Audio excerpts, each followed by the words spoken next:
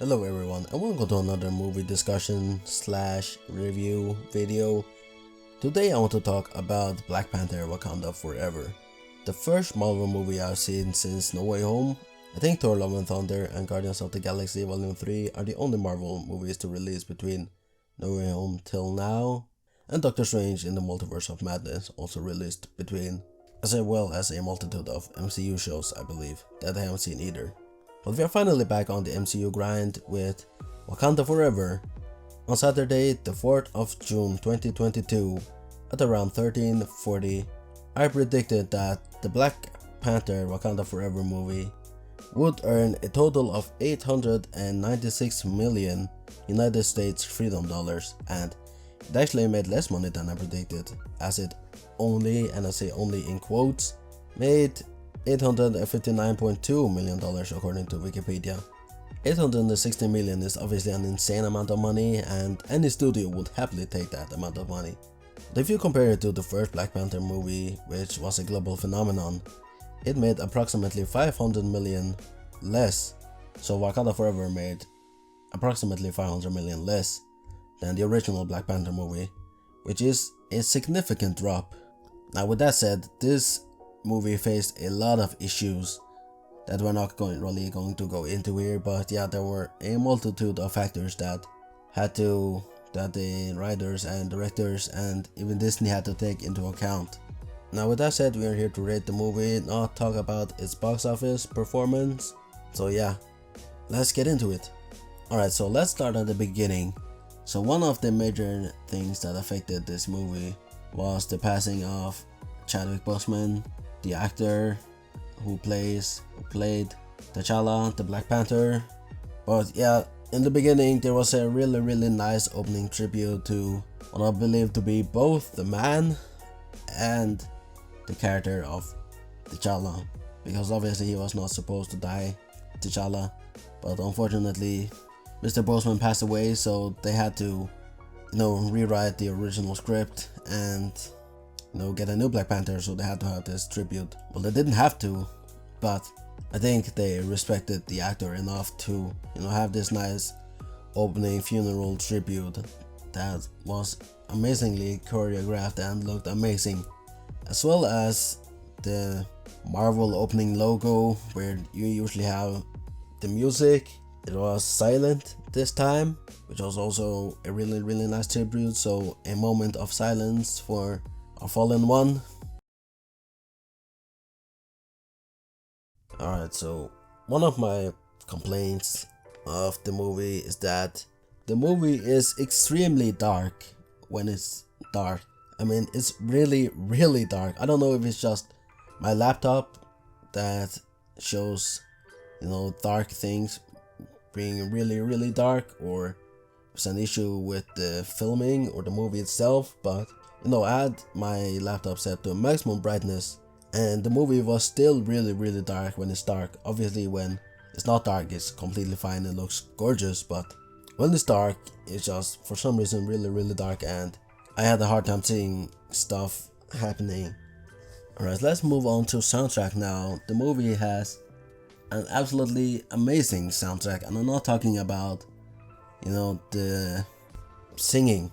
I'm just talking about the score. The original score for this movie is really good, man. There's some incredible sounding music in there.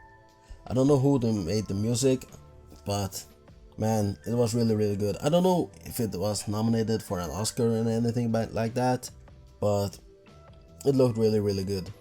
It sounded really good.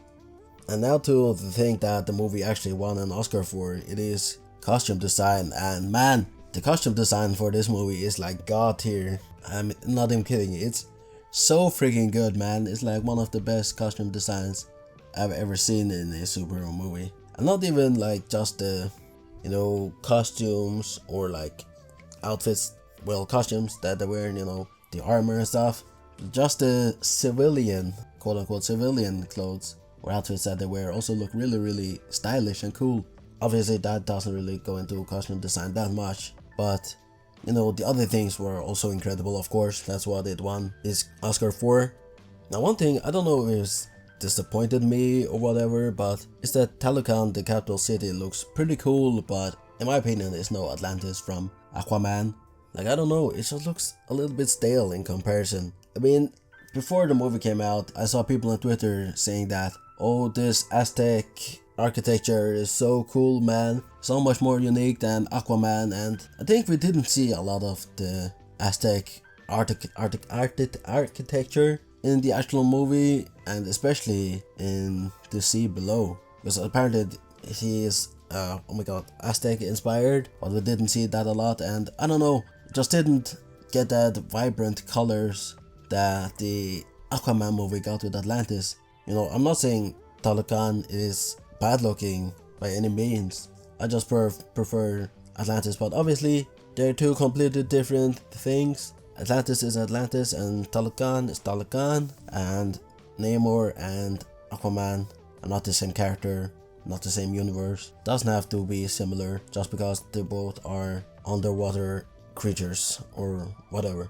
Now maybe they explained this in the movie, maybe they didn't, but why are some people blue and others not? Obviously they explained that Namor has some completely different physiology than the others. He was able to breathe out of the water while all the others weren't, but I don't think they explained why some are blue and why some are not blue. I just put it down to that the people who are not blue are maybe like ancestors of Namor. I don't know, I don't think the movie ever explained why people are blue and some are not blue. Another huge positive about this movie is Nakia, or Lupita Nyong'o, the actress. Man, Lupita Nyong'o is like the prettiest woman in this world, and I say that with utmost respect to any other woman in this world, but Lupita Nyong'o is something special, man. And it's not just that she looks good, but the character of Nakia is also really cool. She's like this, almost like an assassin type character, stealth character, like Metal Gear Solid type character, espionage character, and you know, I really think that she should have been Black Panther at one point. You know, before the movie came out, I was like, why not make Nakia the new Black Panther? She seems so much more, I know I should say willing, because at the end of the movie something is revealed, so she probably doesn't want to, you know, put herself in danger, even though she did, you know, join with the fight. But yeah, I think she should have been Black Panther, but obviously it didn't turn out to be that way. Alright, let's move on to Namor, a villain you can't hate. I mean, Namor had some really good background character building that, you know, you can't really blame him for. Okay, let's rephrase that. So Namor, he mostly hates humanity because of the slave trade that happened when he was going to bury his mother. And that's, you know, one reason he hates humanity, I guess, or surface people. There's a great reason as to why. You know, he wanted to team up with Wakanda, and as he explained, and it is explained in the movie, that people want vibranium, and vibranium can be found in Wakanda, obviously, and in some other places, and these countries are willing to infiltrate and attack other countries, or Wakanda specifically, and Talokan, or whatever it's called. I think that's just the city, but they're willing to attack it for resources. And Namor's like, you know what, we should team up against these people, because together there's no way that anyone can get their hands on these vibranium resources and use them to create vibranium's great, you know, weapons. And can you really blame Namor for attacking Wakanda? I don't think you can, because I think the Queen made a really big mistake, a really big judgment error that cost her her life, because it was unprovoked. What she did, she provoked the issue by sending in Nakia and killing, I think it was the daughter or something of Namor, at least one of the daughters of Namor, or at least someone who knew, and that provoked him to attack, especially since, you know, they had this, I guess, diplomatic talk, and while he was talking to the Queen sent Nakia to, you know, get Shuri and Riri back, and in the process Nakia killed one of the people that Namor knew, potentially his child, and that's what's provoked everything, because literally while they're having this diplomatic talk, she sends a spy down to, you know, rescue her people and in the process kill someone. that he knew. So that was a really bad judgment error that cost her her life. I mean, I didn't feel bad for the Wakandans. No, I really felt bad for Namor at one point. And you know, when she died, I didn't really feel a lot. Yeah, it was sad, but she made that judgment that she knew would cause consequences. And it was a really freaking stupid choice that she made. I know that she lost one child and her husband, and she didn't want to lose another child, but I think she could have gone about it in a different way. But maybe her vision was, you know, clouded because she didn't want to lose the only child that she had left. So at the end of the movie, there's another moment of silence for Chadwick / T'Challa, where there's this montage that plays with some faint music in the background. And man, it's just sad to see, man. Honestly, you know, it hits close. So the end credits, we have Rihanna's "Lift Me Up," and man, that song is a banger. It's so freaking good, man. I had that song on repeat before ever watching the movie. Like, I had added that song to my playlist and my favorites on Spotify because it's that good. It really is. Alright, let's move on to the flaws or the issues I have with this movie. So, Big Blue Guy could easily have killed Okoye, you know, on the bridge fight, but he spared her life for absolutely no reason, just for him to try and kill her 10 seconds afterwards when she attacked him. That's what I don't understand. It's like, if you're a villain, you fight this person, and it's like, oh wait, you know what, I'm not going to kill you, you're not worth my time. And then the person gets up and like hits you, and then it's like, oh, I guess I'm going to kill you now, even though 10 seconds ago I was going to spare you and you were not worth my time. And then you end up dying because you made a stupid ass mistake that just doesn't make rational sense. So I know that this was a split second decision, but there were no Avengers at the funeral. Now obviously maybe they couldn't get the actors to come, considering it was a split second decision and they were probably busy doing something else. I don't know how contracts work because they make movies in between doing Marvel stuff, right? But there wasn't a single Avenger at the funeral. I don't know if the Queen just didn't invite any of the Avengers to the funeral, but there was not a single Avenger at the funeral, so, you know, that was kind of weird to me. But yeah, there probably is a logical, out-of-universe explanation for why they weren't at the funeral. Alright, the nanotech is trash. It's absolutely god-awful. Like, the nanotech masks are trash, and they don't make any sense. Like, let's say you have a nanotech mask. Like, let's say Nakia had a nanotech mask. How would that even work? Because she has such long hair that it just doesn't make sense. How would it cover it? Like, the hair would literally just disappear, be cut off. I mean, no Shuri she didn't have short hair, obviously. It was pretty big. But when she put it back in, I don't know what it's called.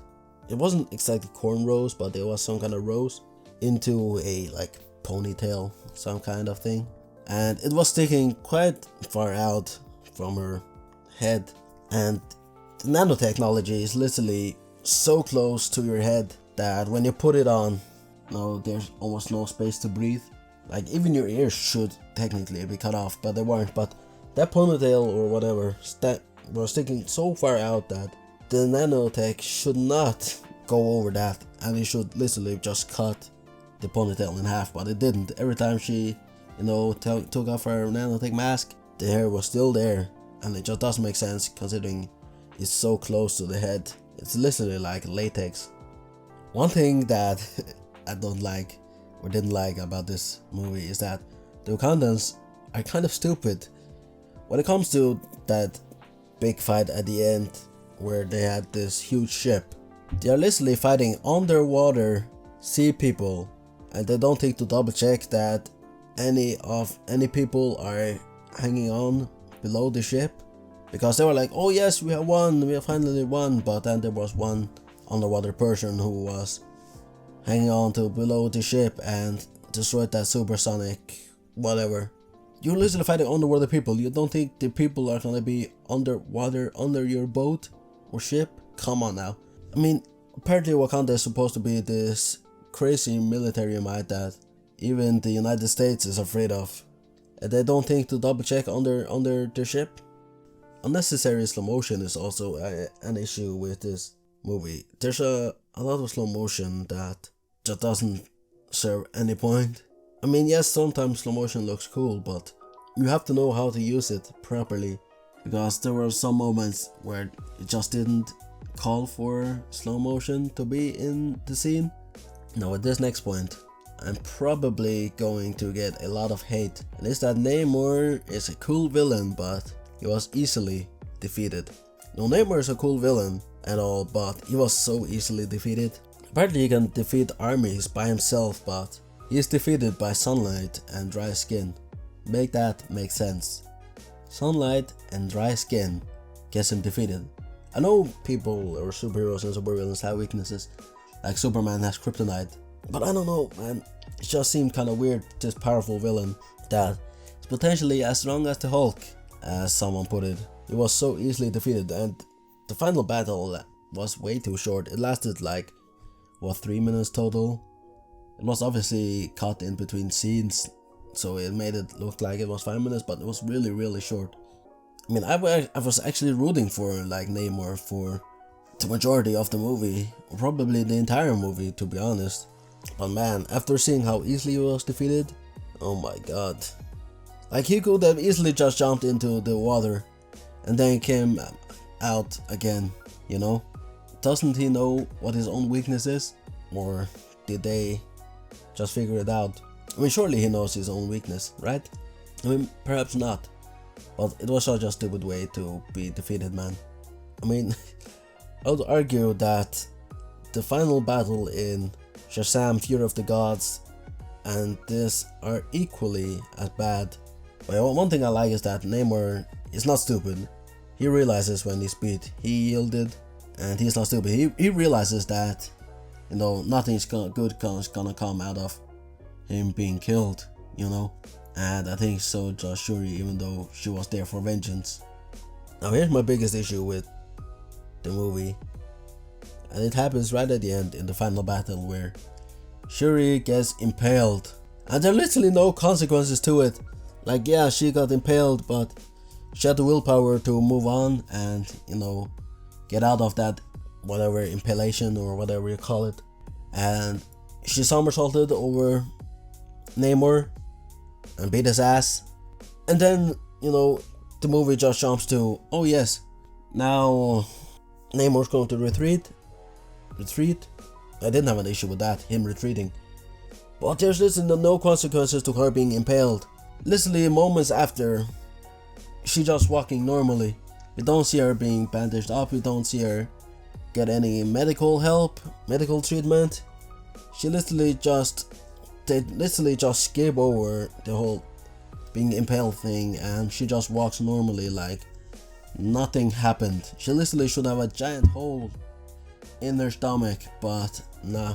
I mean, okay, unless they have healing powers. I don't know if the Black Panther has healing powers like Wolverine or Deadpool.